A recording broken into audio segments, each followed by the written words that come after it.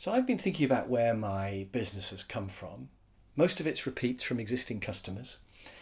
Some of it is people who've gone to other employers and have contacted me from there. So you might call that a repeat, I suppose, or perhaps a referral. Occasionally I get recommended by somebody to somebody else.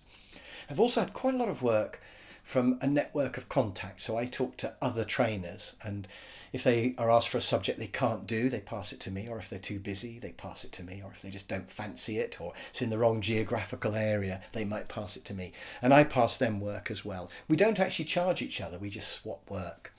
So my so-called competitors have actually been a really good source of work. I have had some work from people finding me on Google, as I've already mentioned. And I have had some work from LinkedIn.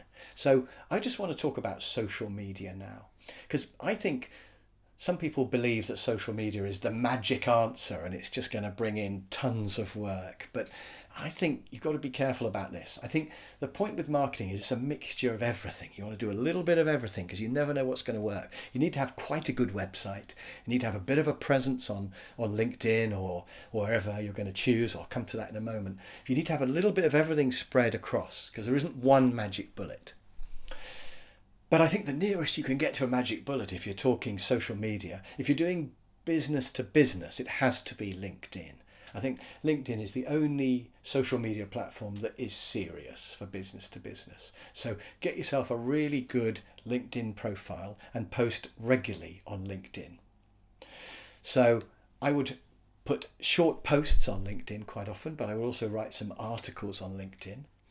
I would put links to my blog that's on my website, but put a link on LinkedIn so it takes people to my website. I would make some videos and upload them. It's called natively, upload them to LinkedIn so they're embedded in LinkedIn. But I'd also put videos on YouTube because I want people to find me on there because we know it's great for SEO.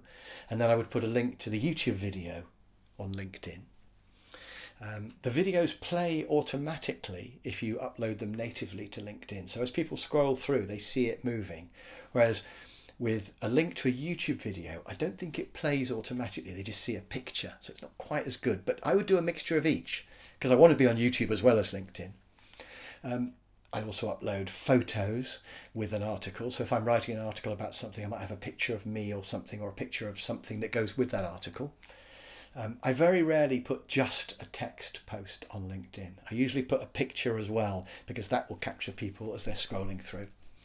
Infographics do really well on LinkedIn as well. So if you can have some little diagram or something showing a path or a divided up shape or something, infographics tend to get a lot of views on LinkedIn, I've found, even better than videos actually.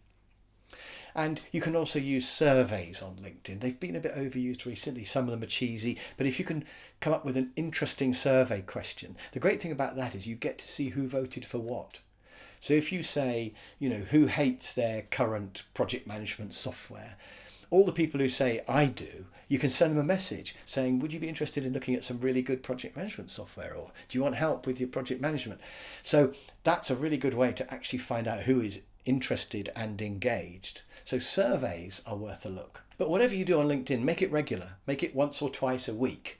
Because if you just do it occasionally, you're never going to get any momentum.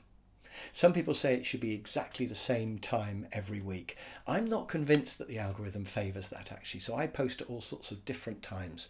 I keep trying different things, different methods, different types of posts and different posting times, but you can experiment.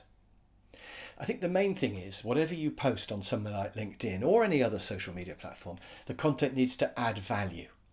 So it's really important that you don't just talk about how great you are. Look at us, we've got a new machine. You need to say, we can now make this or this. So if you're looking for these, we could help you. Or this is how this machine works. And when you're choosing a supplier, make sure you ask them whether they've got one of these machines, because that will tell you the following. So always turn it round so that it's useful for the person reading it. The other thing, if you're going to post articles anywhere on social media or links to articles, is make sure it's got a really great title. How to do this, or 7 tips for this, or 3 pitfalls to avoid when you're doing this. Because I know they're a bit cheesy, but that's what really grabs people's attention. So make sure it's got a really interesting title.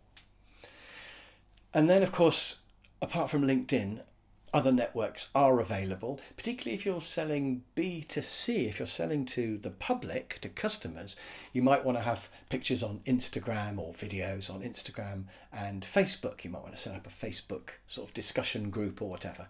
So if you're making something like cakes or jewellery, then those things are crying out for photos on Instagram or Facebook. So B2B on LinkedIn, B2C, Instagram or Facebook. And the final thing I would say with social media is don't bother with advertising.